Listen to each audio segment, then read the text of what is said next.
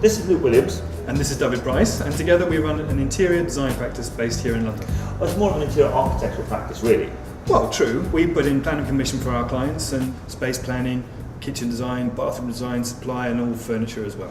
Yeah, as well as the sort of the cushion fluffing part of it as well. But we are definitely not cushion fluffers. But what we've done today is we've brought you to Molteni and Dada, the best showroom in London, if not in Britain, of contemporary furniture. So here we are at the best that Italian design has to offer, and we'll have a closer look at some of the furniture.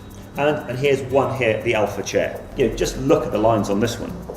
Isn't that an absolutely stunning chair? I'm going to go and find something else that I find interesting as well.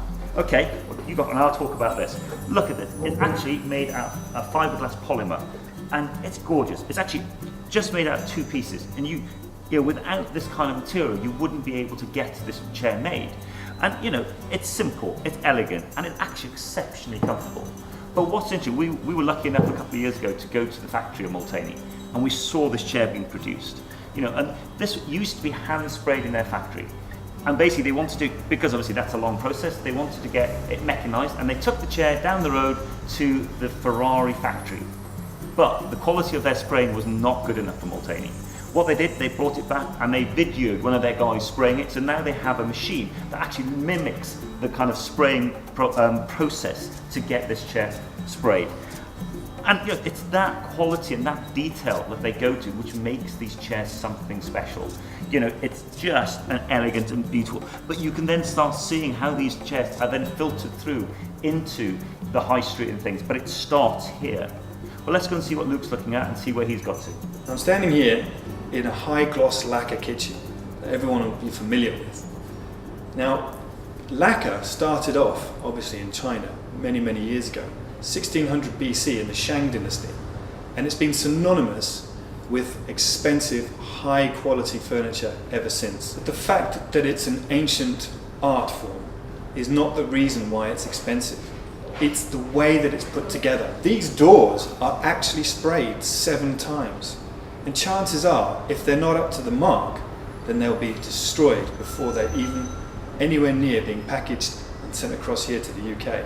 This gives you an idea of the quality control that goes into some of these kitchens. So let's have a look at these units in a little bit more detail. Traditional, now anyway, base unit and wall unit. There was always a problem with base unit and wall unit configurations in that, what did you do with the backsplash?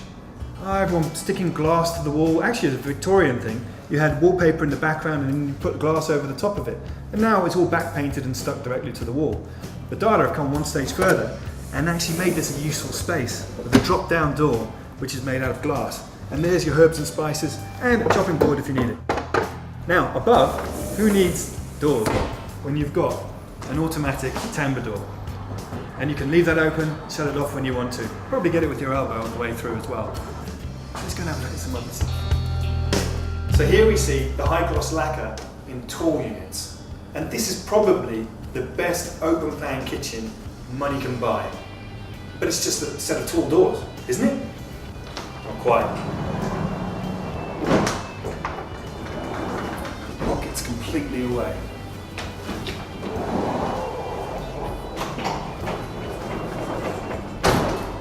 Isn't it fantastic?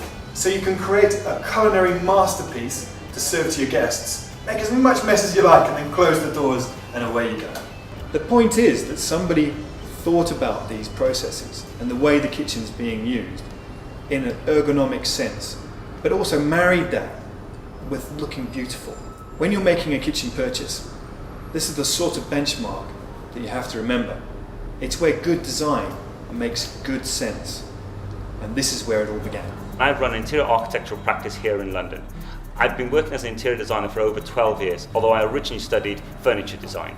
I've been lucky enough lately as well to work as a lecturer at a university in Venice. Today, we're going to be talking about one of my passions, or more accurate, one of my irritations. There are 500,000 empty homes in the UK, of which 300,000 are in England, and of that 300,000, 20% of them are in either local authority or housing association hands. The problem with most of them is they actually don't know how to bring them back to use. They're either maybe they've inherited the property, and it's in disrepair. They either don't have the money for it to actually do something with it, or like my great aunt, she's actually been in sheltered accommodation for the last 10 years and she's unwilling to sell her home.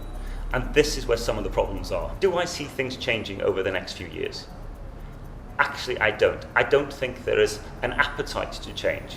And without getting the large developers to understand where we are, to move forward, embrace modern architecture, and show people that they can live in a beautiful, well-spaced, well-proportioned houses. But I don't see that happening at the moment. Considering that we have some of the best designers and architects in the world, our architects travel around the world building beautiful buildings, but we don't embrace them, we don't support them, and we don't get them to do those beautiful work in the UK. And that's where we need to change. We need to work harder with the building trade to build beautiful building and to re-energise the design landscapes of Britain. I'm Tracy Kellett, I'm a buying agent and I work for buyers, unlike estate agents who work for vendors. Now it never fails to surprise me how easy it is for people to fall into the trap of thinking that estate agents, particularly the nice ones, actually care about you. And that got me thinking about estate agents as a genre. What is their core skill? And I could only come up with one word: charm. Of course, not all estate agents are Prince Charming. There are the cuddly Rolf Harris types, the Father Teds, and even the Julian Clarys, although to be honest, the Julian Clarys are generally in lettings. However, there is a great big ugly moral to this fairy tale. The fact is that estate agents are paid by vendors. They act for vendors, they work for vendors, which is absolutely great if you are a vendor. But as a buyer, it is terribly important not to be literally or metaphorically carried away by the sight of a customised Mini, because it most certainly isn't a white Charger. Now this is interesting. This is part of the Gliss family of wardrobes, originally designed by Luca Meda, a very famous Italian architect. This is actually the Gliss Quick range, and to look at it, the doors are flush. You might be forgiven for thinking that this is a hinged door. It's actually not.